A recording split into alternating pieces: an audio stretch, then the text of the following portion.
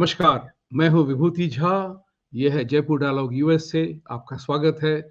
हमेशा की तरह आज हमें आप फिर से लाइक, सब्सक्राइब, सपोर्ट करें ताकि हम और भी प्रगति कर सकें। आज भारत की 75वीं गणतंत्र दिवस की समारोह हो रहे हैं हर जगह। समयानुसार और पूर्ववत परेड होगी, परेड हो रही है और जितने सारे जो है विदेशी लोग हैं, देश के लोग हैं, बड़े आन शान से इस समय का you know you know celebration हो रहा है भारत के गणतंत्र की स्थापना का।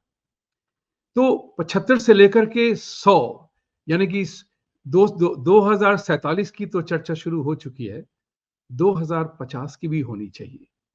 और भारत गणतंत्र कहाँ पहुंचेगा उन समय में, मैं नहीं जानता क्योंकि मैं नहीं रहूंगा शायद, बट यू नेवर नो। तो लेकिन आप लोगों के लिए मेरी इच्छा ये है कि आज हम देखें कि दुनिया में टेक्नोलॉजी के कारण, सामाजिक व्यवस्था के कारण, पॉलिटिकल उथल पथल के कारण बहुत परिवर्तन हो रहे हैं। और परिवर्तन जिस स्पीड से हो रहे हैं, जिस रफ्तार से हो रहे हैं, जिस गति से हो रहे हैं, इसके लिए हमें तत्पर तैयार होना रहेगा, होना पड़ेगा। वो कहते नहीं है कि परिवर्तन तो हमेशा होता है, गलतियां हमेशा होंगी, सफलता हमेशा होगी, विफलता भी मिलेगी, लेकिन हम उससे उभरते कैसे हैं ये हमें जानना बहुत जरूरी होता है, तत्पर तैयार होना पड़ता है। तो मेरा ये कहना है कि आज की तारीख में अगर हम देखें तो अमेरिका के नए राष्ट्रपति अपनी जगह पे पहुंचे हैं, श्री डोनाल्ड ट्रंप। अब उनको देखें आप कि उनके कारण जियो पॉलिटिक्स, जियो इकोनॉमिक्स में क्या क्या परिवर्तन होगा भारत में और दुनिया भर में क्या चैलेंजेस होंगे, उसका मुआयना हमको बिल्कुल सही तरीके से करना पड़ेगा और उसके बारे में हमें सोचना पड़ेगा। देखिए, दो चार चीजें जो ट्रंप ने की हैं उसका असर दुनिया भर पे हो रहा है, होने लगा है। एक जो था बड़ा इंटरेस्टिंग सा कि उन्होंने यहां से सारे के सारे इलीगल इमिग्रेंट्स को डिपोर्ट करना शुरू कर दिया। इसका उसका उसका क्या सबसे बड़ा प्रयोजन क्या है? देखिए, एक कंट्री ऑफ लॉ, जब अमेरिका डेमोक्रेसी में कानून की बड़ी महत्ता होती है, रूल ऑफ लॉ होता है। लेकिन जब लोग रूल ऑफ लॉ को वायलेट करें, उसका उल्लंघन करें, तो उसका भी नतीजा निकलना चाहिए। कोई भी अपने लॉ को टेकन फॉर ग्रांटेड, जानबूझ करके, मान करके, उसका अपमान करके काम नहीं चलता है। उसी में डेमोक्रेसी की हाय हाय हो जाती है।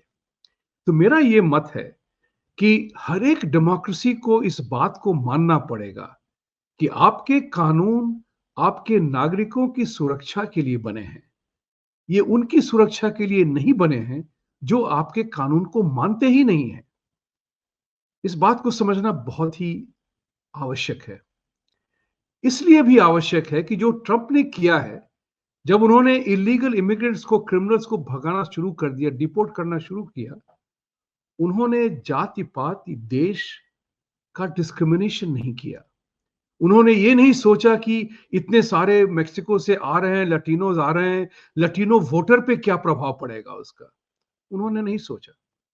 उन्होंने ये नहीं सोचा कि उन क्रिमिनल्स में और इलीगल्स में अगर इंडियंस हैं, मुस्लिम्स हैं, या जो जहां का भी है, उसको यहां से बाहर निकालो। उन्होंने ये नहीं सोचा कि मतदान पे हमें कैसे असर पड़ेगा। आप समझ रहे हैं इस बात को? ये जो डिपोर्टेशन कर रहे हैं ट्रंप इलीगल इमिग्रेंट्स का, ये बहुत ही इंपॉर्टेंट मुद्दा है उस हिसाब से कि हमें अपने देश की प्रोटेक्शन के लिए एक सारा काम करना है। जनता जनार्दन और मानवता की बात यहां नहीं हुई। कोई कहीं किसी और देश में कष्ट से रह रहा है, उसका मतलब ये नहीं हुआ कि वो हमारे देश का कानून तोड़ दे और यहां आ जाए और कहे कि मुझे अमेरिका में रहना है। क्योंकि हर देश का अपना कानून होता है। ये बहुत बड़ी बात है भारत में। इस मुद्दे को लेकर के भारत में हम बहुत ही ज्यादा चिंतन मनन करते हैं कि उसका क्या होगा, इसका क्या होगा। जो ये ट्रंप ने जो एक उदाहरण दिया है अभी कि मेक अमेरिका ग्रेट अगेन, उन्होंने ये नहीं कहा कि make America great again at the expense of other countries.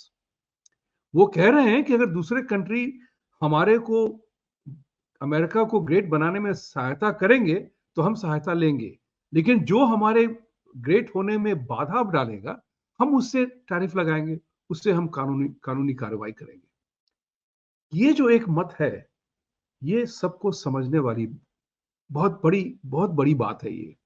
क्योंकि हमारे संविधान में, हमारे कल्चर में, हमारे हिंदुओं के कल्चर में, भारत के कल्चर में एक शब्द है वसुधैव कुटुंबकम, जिसका उपयोग दुरुपयोग और उसको जो है बिल्कुल अब्यूज, उसको उसकी गाली गलौज हो जाती है वसुधैव कुटुंबकम में।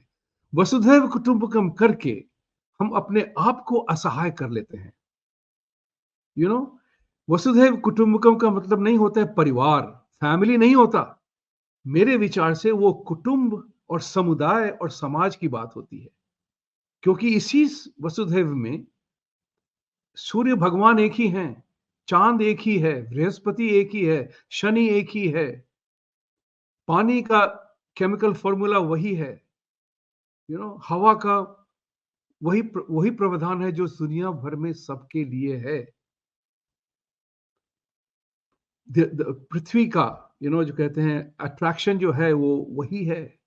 केला हर जगह केला ही होता है, आम हर जगह आम ही होता है, उसके ना कोई धर्म होता है, ना वो संविधान होता है, एक अपना कार्यरत होता है। तो वसुधैव कुटुंबकम का मतलब ये होता है कि सारी दुनिया अगर एक एक ही व्यवस्था से गुजर रही है, किसी के पास धूप न आए इसकी कोई संभावना नहीं है, लेकिन धूप की गर्मी और ठंड का असर यही होगा कि आप किस एंगल पे बैठे हुए हैं। ये इस बात की सच्चाई माननी पड़ेगी। उसी तरह से हमें अपने दूसरे प्रभाव को हम हमें हमें अपने दूसरे कहावत को समझना पड़ेगा, अतिथि देवो भव। हमारे धर्म में कहते हैं कि भगवान किस स्वरूप में आते हैं इसका कोई पता नहीं, लेकिन अतिथि की मदद की जाए। कोई अगर आपके दरवाजे पे मदद मांगने आया है तो उसको मदद दी जाती है। ये बहुत ही उत्तम विचार है, उसमें कोई गलती नहीं है। लेकिन लेकिन वो आपका अतिथि नहीं है जो आपका गला काटने का दावा करता है। वो अतिथि नहीं है जो आपको लूटने आया है। वो अतिथि नहीं है जो आपको घर लूटने वाला है और आपकी बीवी, आपके बच्चों, आपकी बेटी, आपकी बहनों का अपमान करे। वो अतिथि नहीं है। तो अतिथि देवो भव की भाव को समझते हुए हमें उसको अच्छी तरह से उसको कार्यान्वित भी करना पड़ेगा। जो अतिथि नहीं है उसको मार के भगाना भी पड़ेगा धार्मिक तरह से। हमारे धर्म की सबसे बड़ी महत्ता यह है कि युद्ध को कभी नहीं कहा गया कि अहिंसा परमो धर्म, उसको भी समझना पड़ेगा। अहिंसा परमो धर्म अपनी जगह पे है, लेकिन धर्म की रक्षा के लिए आपको धर्म युद्ध करना पड़ेगा। यही हमारे रामायण, महाभारत, भगवत गीता की चेतना है आपके लिए और हमारे लिए। तो बस ज्यादा चर्चा नहीं करूंगा, सिर्फ यही कहूंगा कि आज कुछ ठाने मन में कि अगर हमें 2050 तक, 2047 तक 100 साल हमारी स्वाधीनता के और गणतंत्र दिवस की अगर महत्ता को समझना है तो हमें अपने आप को अब आज की तारीख में बिल्कुल, कहते नहीं है कि एबल बनाना पड़ेगा, सक्षम बनाना पड़ेगा। तो अगर हमने अपने आप को सक्षम नहीं बनाया तो फिर 1941 के सेंसस की तरफ एक बार जरूर देखिएगा। सिर्फ 1,45,000 ब्रिटिश यहां थे जिन्होंने हम पे शासन किया, करोड़ों पे शासन किया। 1,45,000 ब्रिटिश ने और शासन ही नहीं किया, हमारा शोषण भी किया। हमारे हमारे ही लोगों को लेकर के हमारे ही लोगों की हत्या की, हमारे ही आर्थिक व्यवस्था से को लूट करके उन्होंने अपनी अर्थव्यवस्था बनाई। वो हम कभी होने नहीं देंगे दोबारा। जब तक आप इस बात का प्रण नहीं ठानेंगे, स्वाधीनता और गणतंत्र दिवस यूं ही आता जाता रहेगा। तो भाई और बहनों, आज इस बात का अपने आप से प्रण लीजिए, इस बात को मन में ठानिए कि जो पुरानी ऐतिहासिक गलतियां हम कर चुके हैं वो कभी दोबारा नहीं होंगी। यही सबसे बड़ा हमारा आज का ये प्रण है, अपने आप से, देश के लिए, भारत के लिए, हिंदुत्व के लिए, धर्म के लिए, सारे भारतवासियों के लिए। सत्यमेव जयते, और सत्य को जिताने के लिए आपको युद्धग्रस्त होना पड़ेगा हमेशा। Thank you.